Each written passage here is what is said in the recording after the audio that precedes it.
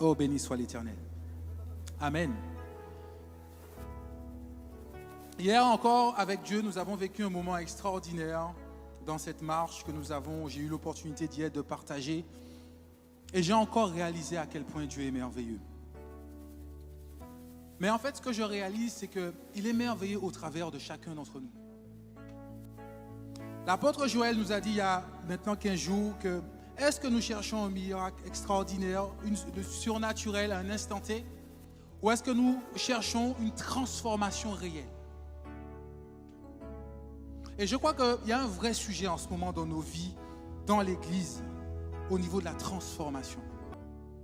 Il a fallu qu'il provoque quelque chose autour de moi. Parce que par la grâce de Dieu, j'avais une mère aimante, j'ai une famille aimante, j'ai des copains qui sont toujours là, encore aujourd'hui. Tout allait bien. Amen. Certains ont vécu le miracle de la rencontre de Dieu par la souffrance. Mais maintenant, je suis debout devant toi parce que moi, c'est par la grâce. Depuis le ventre de ma mère, j'ai appris que ma mère avait s'était interrogée pour garder celui que je suis maintenant. Amen. Dieu était déjà intervenu. Amen. Mais comme tout jeune homme, les jeunes hommes, je vous parle à vous aujourd'hui, j'étais en pleine forme, en pleine santé. Alléluia. Tout allait bien. Alors le Seigneur a été cherché dans mon cœur. Il m'a donné une lumière dont j'ai déjà parlé. Et au travers d'elle, j'ai compris que le monde dans lequel je vivais n'était pas forcément la réalité de Dieu. Alléluia. À ce moment-là, il a ouvert mes yeux, il a ôté le voile devant moi. Je pensais que tout était rose. Je vous dis franchement, la vie était belle. Je le dis, je sortais, j'allais danser, j'allais travailler à l'école, je jouais au foot. Tout était beau. Mais jamais je ne pouvais imaginer que quand le voile tomberait, je découvrirais un autre monde. Un monde surnaturel. Et un monde tellement présent. Un monde tellement impactant. Un monde tellement bloquant. Mais parce que tu as la forme, tu as le sentiment que ce monde n'existe pas. Parce que tu as de l'argent, tu as le sentiment que ce monde n'existe pas. Parce que tout va bien pour toi, tu es marié, tu as des enfants, tu as le sentiment que non, les religieux là. Je suis venu te dire ce matin, il faut que le voile tombe. Il faut que le voile tombe de ton visage. Alléluia. Et on va prendre la parole. Il m'a donné ce verset, on est dans 2 Corinthiens, au chapitre 3, le verset 18. Oh, j'aime Dieu, j'aime Dieu, j'aime Dieu. Et nous voulons toujours vivre ces choses extraordinaires avec lui. Sa parole nous dit, on est dans 2 Corinthiens, le chapitre 3. Juste, je vais lire le verset 18, mais je vous invite, à l'occasion, relisez tout le chapitre 3. Amen. La Bible nous dit, je lis dans la version Parole de vie, notre visage à nous tous est sans voile. Et la gloire du Seigneur se reflète sur nous, comme dans un miroir. Alors, le Seigneur qui est l'Esprit nous transforme. Il nous rend semblables à lui, avec une gloire toujours plus grande. Alléluia. Alléluia. Je reprends. Notre visage à nous tous est sans voile. Amen. Et la gloire du Seigneur se reflète sur nous, comme dans un miroir. Alors le Seigneur qui est l'Esprit nous transforme. Dis avec moi, nous transforme. Non, je ne t'ai pas entendu. Dis avec moi, nous transforme. Et il nous rend semblables à lui, à une gloire toujours plus grande. Amen. La première chose que le verset nous dit, il nous dit notre visage à tous est sans voile. Alors c'est la première question. Ça veut dire qu'au départ, toi et moi, on a le visage voilé. Amen. Ça veut dire qu'au départ, il y a quelque chose sur notre visage, sur nos yeux qui fait qu'on ne voit pas. Au départ, c'est la réalité. Au départ, c'est comme cela que nous vivons. Et le Seigneur m'a montré, il m'a dit, tu vas avoir 2 personnes. Tu as ceux qui n'ont pas encore rencontré le Seigneur, comme je l'ai vécu il y a quelques années, qui peut-être croient en Dieu, qui peut-être aiment Dieu, mais leur visage est voilé. Et le monde spirituel, ils n'en ont pas connaissance. Alléluia. Qu'est-ce que nous faisons? Qu'est-ce que nous faisons, mon bien-aimé? Parce que plus loin, il dit que quand le voile tombe, la gloire du Seigneur reflète sur nous. Qu'est-ce que ça veut dire? On reviendra sur le voile tout à l'heure. Qu'est-ce que ça veut dire? Que la gloire du Seigneur... Vous savez, cette semaine, ou non, la semaine dernière, je crois, on parlait un peu de la Pentecôte. On écoutait les différents témoignages. Et je me suis rendu compte d'une chose. On dit tous, waouh, c'était glorieux. Waouh, c'était super. Mais on a du mal à mettre un mot sur ce qu'on appelle gloire. N'est-ce pas? On dit, oh, c'était quelque chose vraiment d'extraordinaire. Oh, je ne sais pas comment l'expliquer. Et puis, on aime bien ça. Oh, les mots me manquent, donc je n'arrive pas à dire. Ça, c'est une façon pour dire que tu ne sais pas encore l'expliquer clairement. Ok, soyons honnêtes avec nous. Alléluia.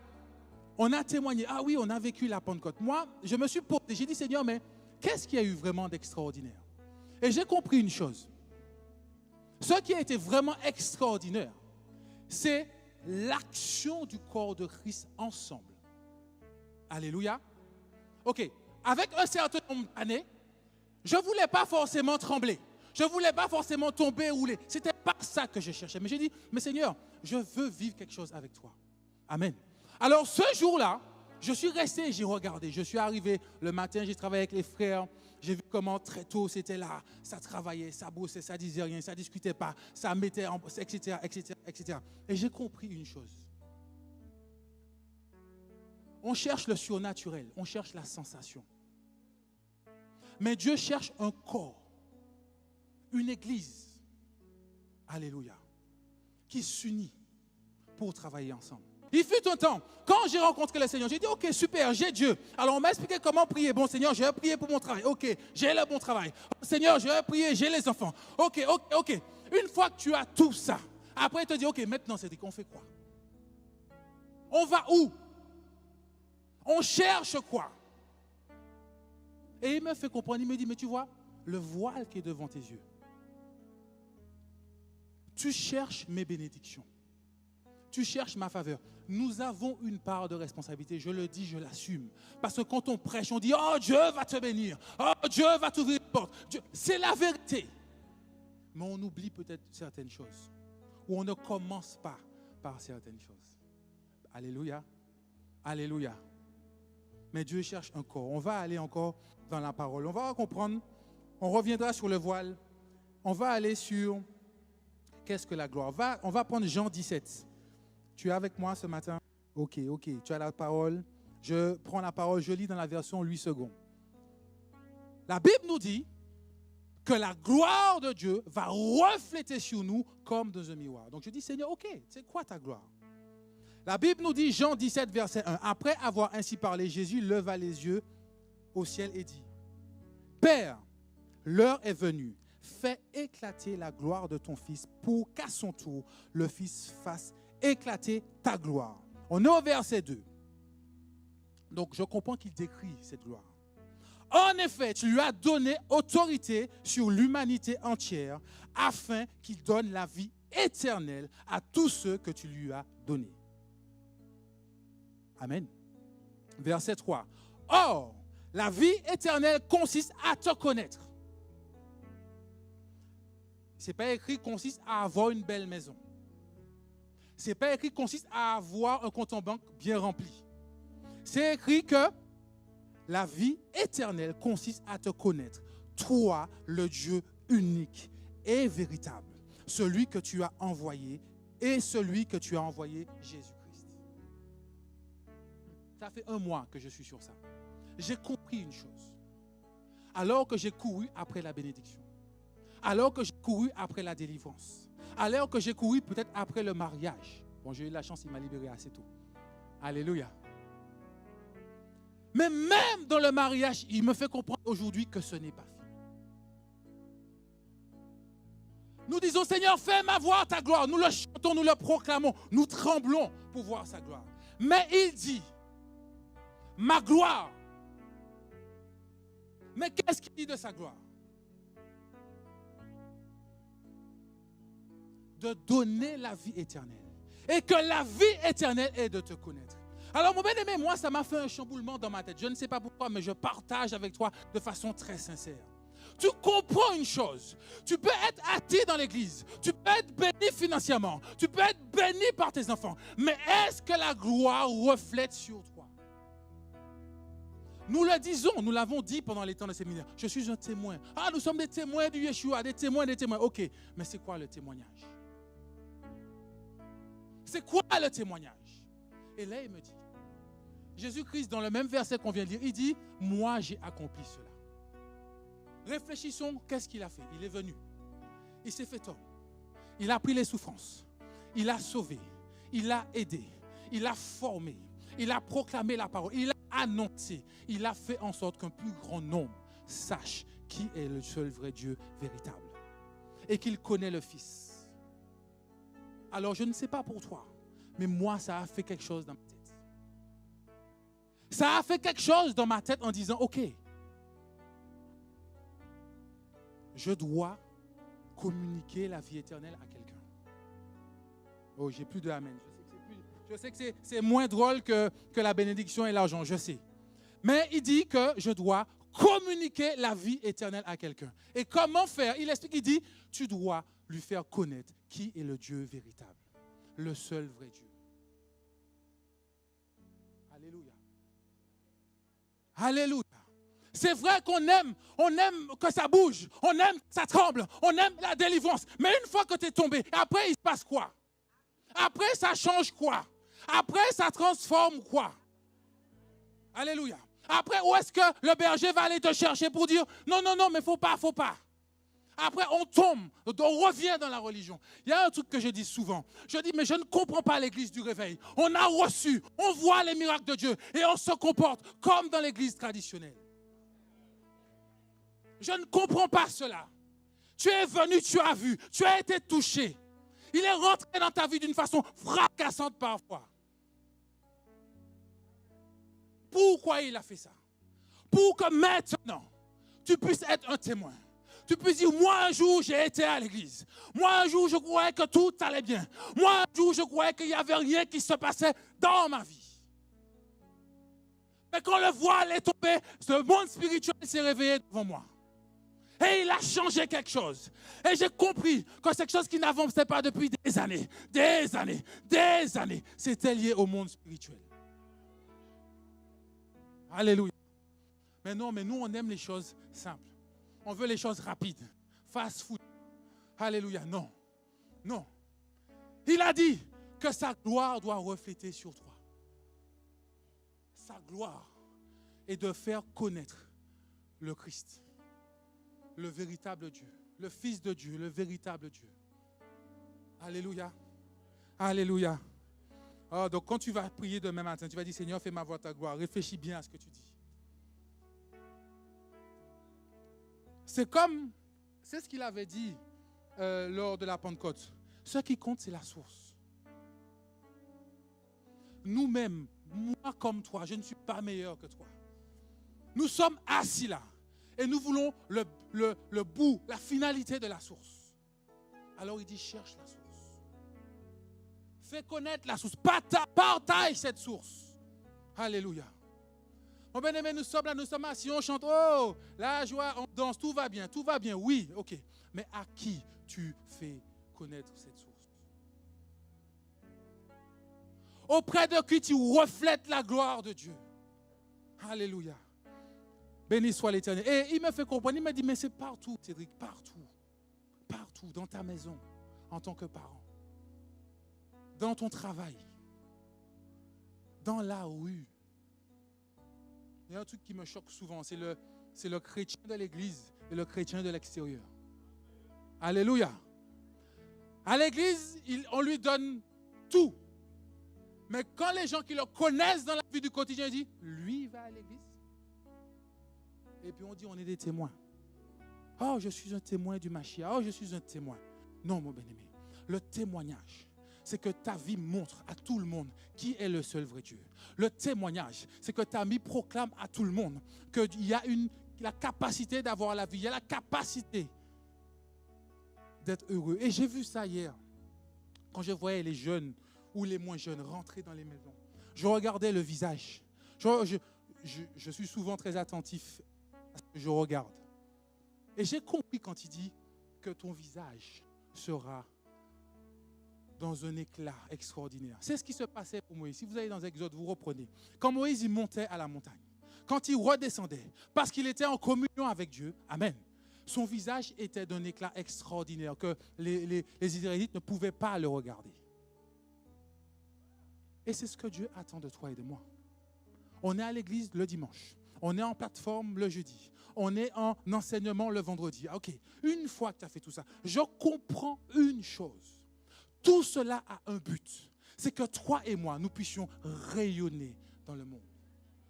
Parce qu'il y a des hommes et des femmes qui sont en souffrance. Il y a des hommes et des femmes qui ont besoin de connaître Dieu. Il y a des hommes et des femmes qui ont besoin de voir sa gloire. Il y a des hommes et des femmes qui ont besoin d'être délivrés comme toi. Et moi, nous avons été délivrés. Alléluia. Mais à un moment donné, l'Église s'est renfermée sur elle-même. Le chrétien a peur de l'homme qui est dans le monde. Parce que comme il a découvert un peu le monde spirituel, il dit, ouais, mais si je vais chez lui, s'il fait des trucs, non, la sorcellerie, tu as peur. On a peur. Alors que nous devons rayonner, alors que nous devons briller, alors que nous devons faire connaître qui il est, alors que nous devons faire voir, découvrir qu'il y a un Dieu d'amour, un Dieu véritable. Un Dieu qui nous a tellement aimés, qu'il a été capable de mourir pour nous donner la vie. Un Dieu qui nous a tellement aimés, que lui, il s'est fait chair, il s'est fait homme. Il a été crucifié pour que nous ayons la vie. Maintenant que tu as ce secret, t'en fais quoi? Oh, béni soit l'Éternel. T'en fais quoi, mon bien-aimé? On en fait quoi, toi et moi? Oh, j'aime Dieu, j'aime ce Dieu-là. Alors, non seulement il veut nous donner la vie, il nous donne la capacité de donner la vie éternelle, qui est à dire d'annoncer. Amen. Et c'est là qu'interviennent nos dons. Alléluia. Vous savez, dans l'église, j'ai vécu ça avec la jeunesse. On aime que ça bouge. Donc les jeunes prient, ils cherchent la puissance, ils cherchent l'onction. On est là, on prie. OK. Ils touchent, ils tombent, etc., etc. OK, ça c'est une chose. Mais à l'époque, quand on s'occupait des jeunes avec ma femme, je leur dis, mais OK, on a vu l'effusion du Saint-Esprit. Maintenant, le dimanche, tu es toujours en retard à l'église. On a vu, tu as tremblé, tu as parlé en langue, tu as roulé, tu as touché, tu as fait toutes sortes de miracles. Mais chaque dimanche, tu arrives en retard. L'école, tu vas un jour sur deux, tu fais un choix. Je parle des jeunes, excusez-moi, parce que j'ai beaucoup travaillé avec eux, donc c'est le témoignage. Je parle souvent de ce que j'ai vu, ce que j'ai expérimenté avec Dieu, et non pas quelque chose qu'on m'a raconté. Amen. L'extraordinaire est là pour nous impacter. Mais à un moment donné, il faut s'ancrer dans la source. Dans la source, Dieu veut que tu parles de qui il est. Dieu veut que tu annonces qu'il est la vie. Tu te rends compte, sa gloire, c'est de la capacité de donner la vie. Oh, je ne sais pas si tu réalises. Je sais, tu veux peut-être de l'argent.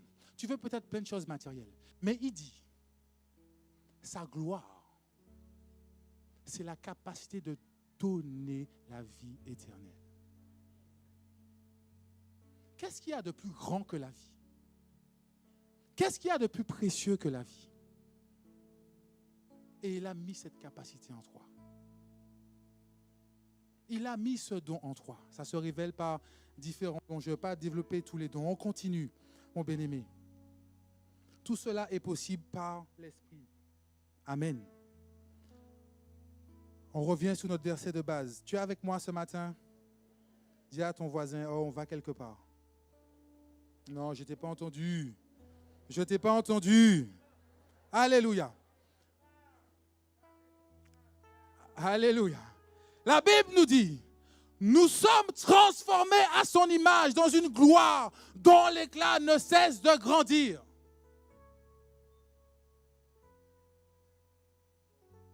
Ce que j'aime, quand vous lisez dans l'Ancien Testament, Moïse, il descendait, il rayonnait de gloire. Amen. Mais au fur et à mesure qu'il restait au milieu du peuple, cette gloire-là diminuait. Donc, il remettait le voile pour que le peuple ne voit pas cette gloire diminuer. Amen. Maintenant, toi et moi, dans cette nouvelle alliance, il dit, je t'ai donné une gloire dont l'éclat ne s'arrête jamais. Non, tu n'es pas avec moi, tu ne comprends pas ce que je te dis. Alléluia. Mais pour cela, nous devons prendre conscience de notre rôle. Et je pense que c'est la plus grande difficulté que nous avons dans l'Église. Nous sommes rentrés dans l'Église parce que des fois, nous avions un problème ou une souffrance. Amen. Nous avons trouvé des bergers qui nous ont aidés, qui nous ont soutenus. Amen. Nous avons été soignés. On nous a fait paître, on nous a nourris. Tout ce qu'il faut. Amen. Et maintenant, on fait quoi? Alors maintenant, tu prends ton rôle en tant qu'enfant de Dieu. On a dit que tu es un ambassadeur, n'est-ce pas? Ah oui, on a déjà oublié le message. On a dit que tu es là pour impacter, n'est-ce pas? Alors, on fait quoi? On fait quoi? On attend quoi? Il a mis ce don en nous. Il a mis cette capacité en nous. Il a mis cet amour en nous. Mais pour pouvoir la partager. Et la plus grande grâce que nous avons vécue à la Pentecôte, c'est ça. C'est ce partage de cet amour. Des fois, les frères qui étaient là, je parle des frères parce que j'ai beaucoup travaillé avec eux, ça ne veut pas dire que les dames n'ont rien fait, hein? Ne vous vexez pas, c'est que j'étais avec les hommes, donc j'ai vu. Quand les hommes sont là, ils sont là depuis 4 heures du matin, ils font ci, ils font ça. Est-ce qu'ils le font pour eux? Est-ce ils n'arrivent même pas à voir le travail qu'ils ont fait? Mais ils l'ont fait. Quand c'est fini, tu as pris ton onction, tu as dansé, tu as pris tes photos, tu es reparti. Ils sont encore là à travailler. Et c'est ça à quoi Dieu nous appelle.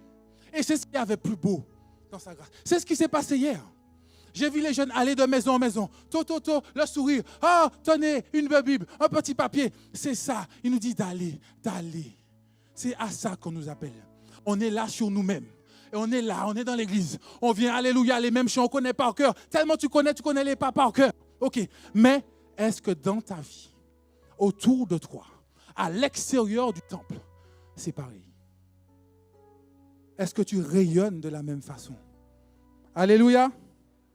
Oh, béni soit l'Éternel. D'un éclat, nous sommes transformés dans une gloire dont l'éclat ne cesse de grandir. Mon bien-aimé, c'est le Saint-Esprit qui opère ce miracle. Alléluia. Je suis debout devant toi avec un micro. Je n'ai pas levé ma main. Je n'ai pas passé de diplôme, non. Il a choisi. Il prend une capacité que tu as en toi. Quand le Saint-Esprit rentre, il la transforme en sa faveur et pour que tu puisses faire sa volonté. Alléluia. Mon bien-aimé, je sais qu'il y a un jour, je parle de ce que j'ai vu, ne m'en voulez pas, je parle que de ce que j'ai vu. Un jour, on a dit, ah oui, on a besoin de frères, etc., ou de sœurs pour faire le parking. OK? Est-ce que tu es un bon conducteur? Est-ce que quand tu es dans un endroit, dans un parking, tu te gares, papa, on te dit, ah ouais, nickel. Donc, tu as un don. Tu sais bien conduire.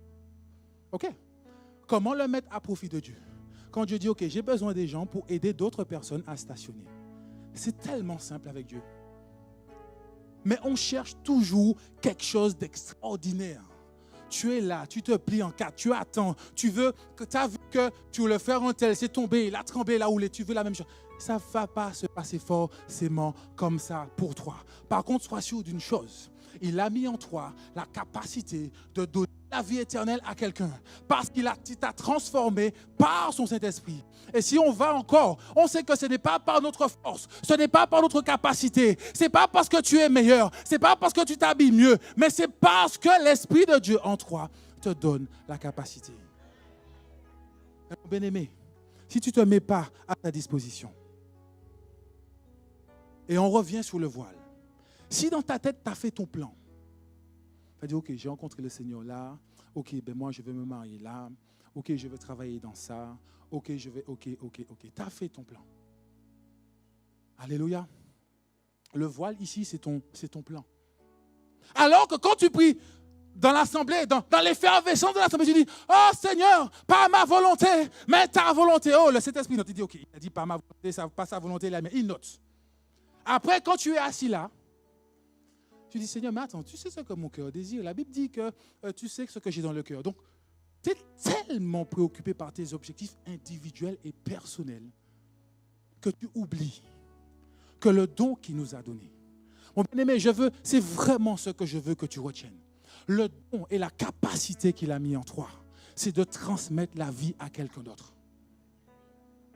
De faire connaître le véritable Dieu à quelqu'un d'autre. De faire connaître Jésus-Christ à quelqu'un d'autre. Et quand tu feras ça, tout le reste sera donné en retour sans même demander. Mais on a pris, alors je vais dire, on a pris, parce que je pense que des fois c'est prêché, mais on retient ce qu'on veut dans la prédication. Hein? On a pris la partie du message qui nous arrangeait. En disant que j'aurai le mariage, j'aurai les enfants, la malédiction va tomber, les chaînes vont tomber. Tout ça, c'est vrai. Mais pour faire quoi après? Et voilà que certains d'entre nous, nous venons à l'église, nous vivons une délivrance extraordinaire. 2-3 mois après, tu pars, tu retournes dans la vie. La transformation n'a pas eu lieu. La transformation n'a pas eu lieu. Et mon bien-aimé, c'est pour ça qu'il dit que nous tous, nous avons le visage sans voile.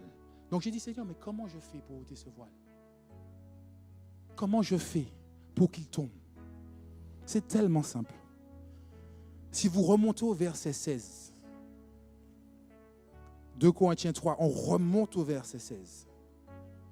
Mais comme le dit l'Écriture, je vais prendre la version parole de vie parce que j'aime bien. Tu es avec moi, je remonte au verset 16. La Bible nous dit, mais chaque fois que les gens se tournent vers le Seigneur, le voile tombe.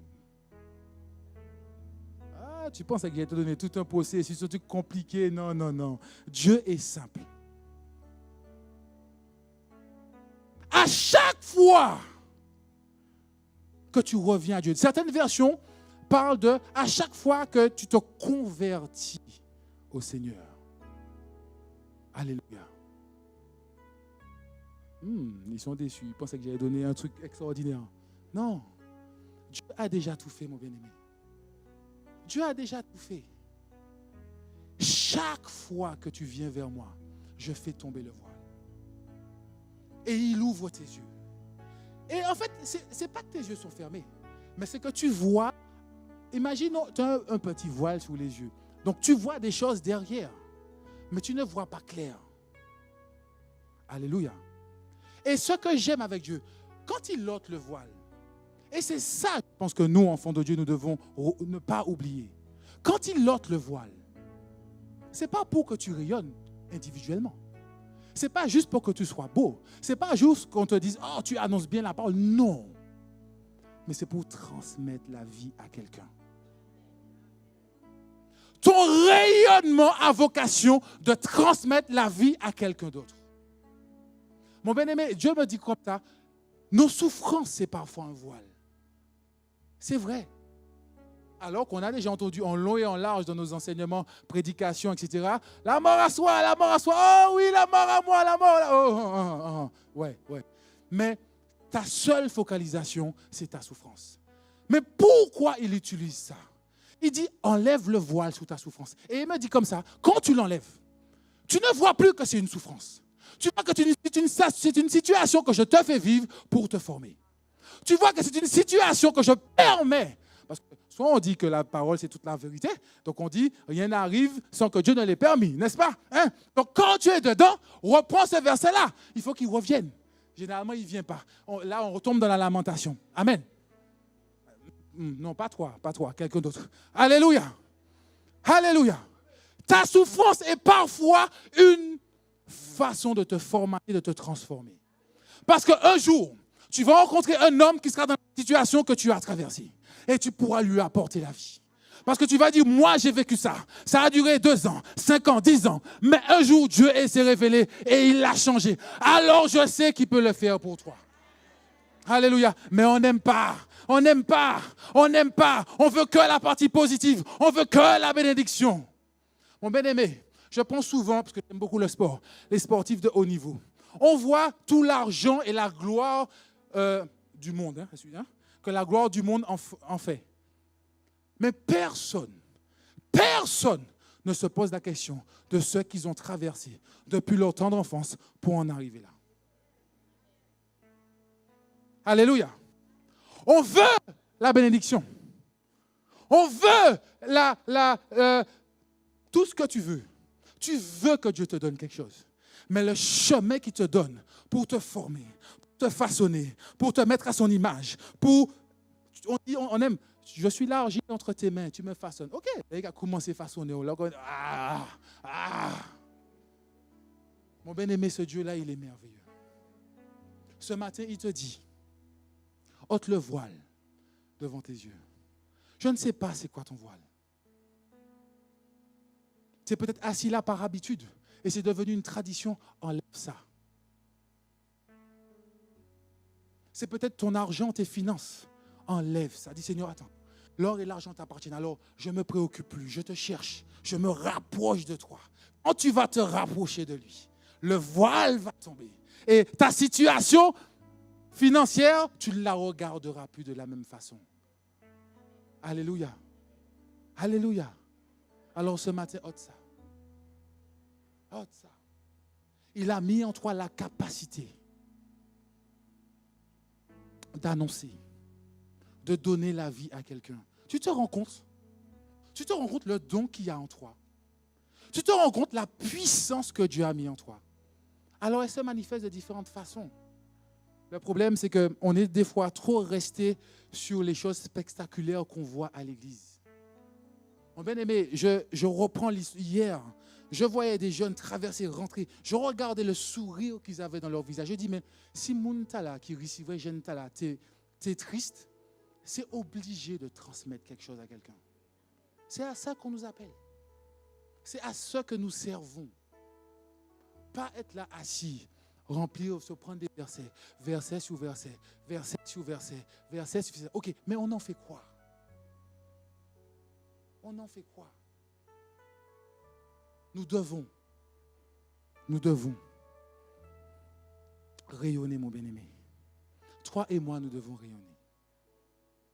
Mais je le répète, rayonner, ce n'est pas dire que j'ai réussi ça dans ma vie. Non. Rayonner, c'est transmettre à quelqu'un la vie que Dieu un jour t'a transmis, que Dieu un jour t'a donné, qu'un jour que tu as reçu. Ton temps est venu de donner. Le corps de Christ doit donner. Le corps de Christ doit transmettre. Oh, béni soit l'Éternel. Si je prends le témoignage de certaines personnes du monde, quand on parle d'évangélistes, des fois le témoignage n'a pas forcément été bon. Je le sais, dans ma maison, ma mère. Elle dit, les évangélistes là, c'est une évangéliste qui est partie avec ton papa. Le témoignage. Et c'est resté. Alors que nous avons reçu la vie, le temps est venu pour nous d'arrêter de se poser trop de questions. Le temps est venu pour nous d'arrêter de tergiverser. Le temps est venu pour nous d'arrêter d'être auto-centrés. On regarde toujours notre nombril, ce qu'on a, ce qu'on n'a pas. Non. Dieu nous a établis afin que sa gloire reflète sur notre visage pour que nous puissions aller, annoncer, transmettre. Mon bien-aimé, transmet à ton travail. Jeune fille, transmet à ton école. Mon bien-aimé, transmet dans ton quartier. Transmet dans ta maison. Transmet la vie autour de toi. Le voile doit tomber. Le voile doit tomber sur notre religiosité. Je le dis, excusez-moi, pardon si je blesse quelqu'un. Le voile doit tomber. Ce n'est pas la religion qui sauve. C'est notre foi. C'est ta foi en Dieu. Et si tu es assis là, tu es fervent, tu persévères, mais tu ne sais pas quoi faire, mon bien-aimé, c'est que tu n'as pas encore compris le sens de ce que Dieu attend de toi. Alors je suis venu te l'annoncer ce matin. Tu dois annoncer. Tu dois transmettre la vie à quelqu'un. Tu dois transmettre à quelqu'un qu'il y a un vrai Dieu. Il y a son Fils qu'il a envoyé pour que lui, il ait la vie. Et mon bien-aimé, si tu te mets juste dans la position, c'est l'Esprit de Dieu en toi qui va faire. C'est l'Esprit en Dieu. C'est lui qui transforme. C'est lui qui transforme. Oh, j'aime ce Dieu véritable. J'aime ce Dieu. Alors ce matin, mon bien-aimé, toi et moi, ôtons le voile de notre visage afin que nous puissions manifester les dons de sa gloire. afin que nous puissions rayonner autour de nous, afin que nous puissions communiquer la vie autour de nous. Si tu te poses des questions, tu as des doutes, va voir ton berger. On a vécu ça au début dans la conversion. Oui, on cherche les solutions pour nous. Mais même dans ta recherche de solutions pour toi, tu peux transmettre la vie à quelqu'un. Alléluia. Alléluia. Ce Dieu-là, il est merveilleux. Ce Dieu-là, il est merveilleux. Alors ce matin, mon bien-aimé, je ne connais pas ta situation. Je ne connais pas ta vie. Je ne sais pas après quoi tu te bats, après quoi tu combats. Mais je sais que ce Dieu-là a mis la capacité en toi. Simplement reviens à lui. Simplement attache-toi à lui. Cherche la source. Cherche avant tout la source. Afin que toi et moi, nous puissions rayonner. Afin que le corps de Christ puisse rayonner. Alléluia. Oh, béni soit l'Éternel. Oh, béni soit ton nom, Père Saint.